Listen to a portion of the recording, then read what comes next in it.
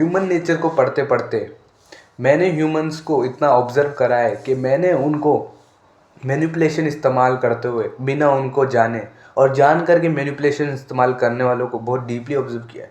और मैं तुम्हें बताने वाला हूँ ऐसे 5 मैनिपुलेशन ट्रिक जिससे तुम खुद को मैनिपुलेटेड होने से बचा सकते हो और तुम दूसरों को मैनिपुलेट भी कर सकते हो। अब मैनिपुलेशन जो होता है ना, वो बुरे तरीके से ही नहीं होता। जब भी तुम्हारे मन में मैनिपुलेशन का वर्ड आता है तुम सोचो ओ किसी को मैनिपुलेट करके उसका बुरा करना है, मतलब अपना फ़ायदा निकालना है। ऐसा नहीं होता भाई।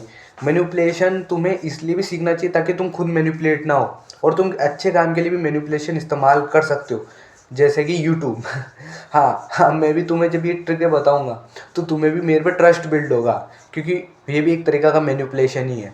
पर मैं तुम्हें बता रहा हूँ क्योंकि मैनिपुलेशन की वीडियो है। सो नंबर फर्स्ट है ऑनेस्ट। अब तुमने बहुत सारे यूट्यूबर्स को देखा होगा, जैसे मान लो तुम बहुत ज़्यादा फैट हो एग्जाम्पल के लिए, तो बहुत सारे यूट्यूबर बोलेंगे ओ भाई, it is okay with fat है। फैट होना मतलब खाते पीते करके है। अरे भाई यार, सब यूट्यूबर तुम्हें ज़्यादातर ये बोलते हुए दिख जाएंगे कि it is okay with the fats, या फिर तुम्हें ऑडियंस बोलते हुए दिख जाएंगे, यूट्यूबर नहीं बोलते दिखेंगे। बट हमारी कैटेगरी वाले लोग देखो भाई, मैं तो सीधे बोलता हूँ मोटा क्यों है भाई, मोटा है तू, पतला हो। ऐसे बहुत सारे ऑनेस्ट यूट्यूबर्स हैं जो बोलते हैं कि तुझे पतला होना चाहिए क्योंकि तुझे फैट लूज़ करना चाहिए। मैंने एक एग्जांपल लिया है। बहुत सारे तो अपने ऊपर ट्रस्ट बिल्ड करने के लिए फिर बाद में तुमसे गैम्बलिंग, वही गैम्बलिंग ऐप्स प्रमोट करते हैं, तो फैट लूज़ करने वजह से। तो फिर जो ऑनेस्ट यूट्यूबर होते हैं, ये भी एक तरीका का मैनिपुलेशन है। अगर तुम्हारी नज़र में तुम्हें लगता है कि कोई ऑनेस्ट आदमी है तो तुम उसका भरोसा क्यों नहीं करोगे, तुम उसकी बातें भी सुनोगे। अगर तुम्हारी नज़र में कोई नेता, कोई यूट्यूबर, कोई आदमी, कोई भी पर्सन अगर ऑनेस्ट है तो तुम उसकी बात 100% सुनोगे। मान लो कोई व्यक्ति तुम ही हो, तुम मेरे पे बहुत ज़्यादा ट्रस्ट करते हो, तो मैं तुम्हें जो भी बोलूँगा तुम उस पर आँख बंद करके विश्वास करोगे नहीं करोगे? सबसे पहले हाँ बोलो, ये कर दोगे, क्योंकि तुम भी ये बात जानते हो कि तुम्हें जिस पे भरोसा होता है, तुम्हें इसलिए ही भरोसा होता है क्योंकि तुम उस पर ट्रस्ट करते हो, तुम्हें लगता है ये ऑनेस्ट है मेरे से। तो ये भी बहुत बड़ा टूल होता है। सो बाकी यूट्यूबर्स जो कर रहे हैं, हम इसका उल्टा कर सकते हैं, जैसे मैं कर रहा हूँ।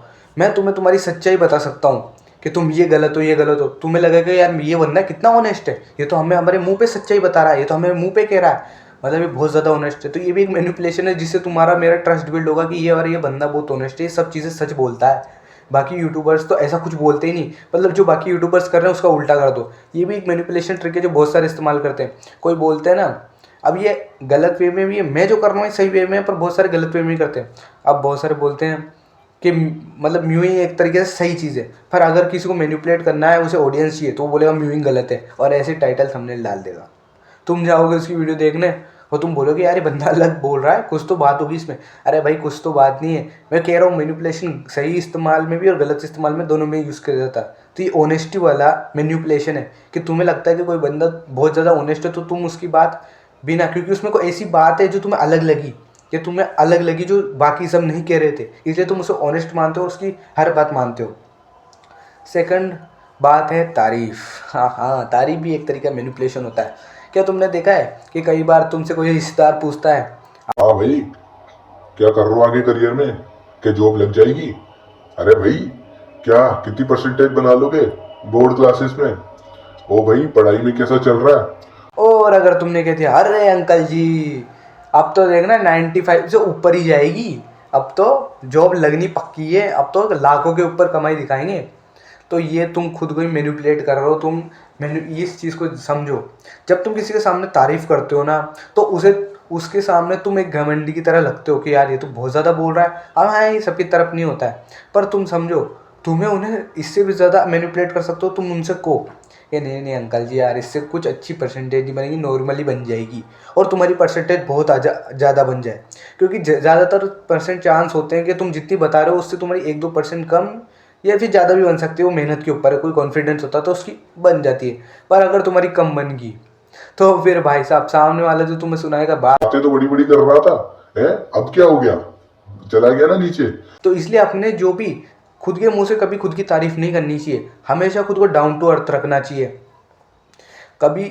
इसलिए तो अगर मान लो मैं मेरी तारीफ करने लग जाऊँ, मेरा ये अच्छा है, मेरा वो अच्छा है, मैं तो ये कर रहा हूँ, मैं तो कर रहा हूँ, तो अभी कमेंट में मेरा कोई हेटर आके मेरे से बोलेगा अरे तेरी शक्ल तो नाली में लुटे हुए उसकी तरह दिखती है। सो इससे बढ़िया है कि तुम खुद की बेइज्जती कर लो। ये भी एक तरीका होता है कि कोई तुम्हारी बेइज्जती करे उससे पहले तुम खुद की बेइज्जती कर लो, क्योंकि तुम खुद की बेइज्जती करोगे उतना बुरा नहीं लगेगा, जबकि तुम अपनी अच्छाई कर रहे हो दूसरा तुम्हारी बेइज्जती कर जाएगा मुंह पे, तो वो ज़्यादा बुरा लगता है। अगर तुम अपनी बेइज्जती करते हो मजाक में तो मजाक में ही ले जाती है, वो कोई सीरियस नहीं लेता और सामने वाले के पास भी कोई वर्ड ही नहीं था कि तुमने अपनी बेइज्जती खुद ही कर ली है।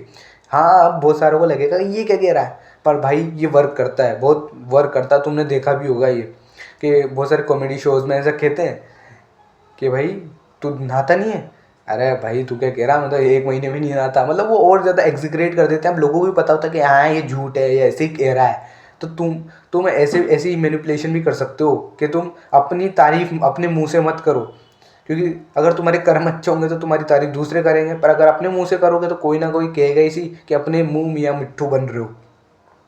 तीसरी चीज़ आती है रिलायबिलिटी या रिलेटेबिलिटी, जो बहुत सारे यूट्यूबर यूज़ करते हैं, और ये बहुत बहुत बड़ा फैक्टर है कि किसी के पास बहुत ज़्यादा पॉपुलेशन है, बहुत ज़्यादा पॉपुलैरिटी है, और किसी के पास कुछ भी नहीं।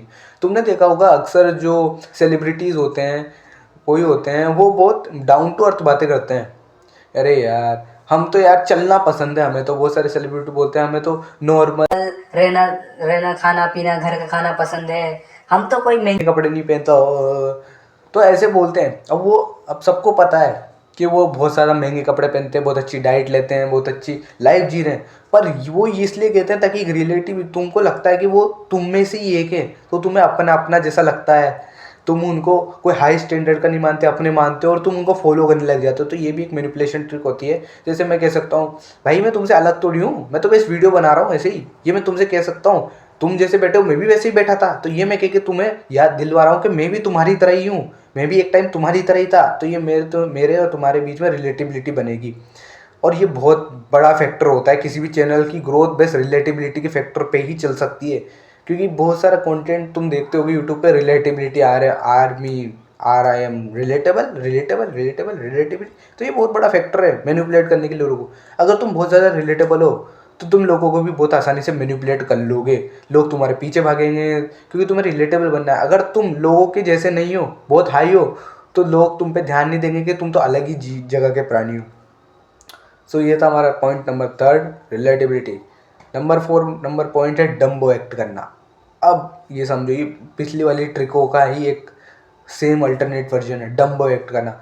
देखो यार, जब भी तुम किसी के सामने स्मार्ट एक्ट करते हो तो ज़रूरी नहीं कि तुम सबसे स्मार्ट हो सकता है ग्रुप में तुमसे भी स्मार्ट पीपल हो, और अगर तुम दूसरे के सामने स्मार्ट एक्ट करते हो तो दूसरे वालों को ज़्यादा अच्छा नहीं लगता। हर किसी को अच्छा नहीं लगता कि कोई उसके सामने ज़्यादा शाणपत्ती करे, ज़्यादा स्मार्ट एक्ट करे, तो वो तुम्हें बुरा कहने की, तुम्हें शर्मिंदा करने की सबकी कोशिश करेंगे, क्योंकि तुम ज़्यादा ओवर स्मार्ट बन रहे हो, स्मार्ट बनने की कोशिश करो। हमेशा डम्बो एक्ट करो, तुम्हें जितना आता है, तुम्हें लगता है कि मैं इस चीज़ में सक्सेसफुल हो सकता हूँ, 100% प्रोबेबिलिटी, तुम बोलोगे 50% है भाई, 50% हो सकता।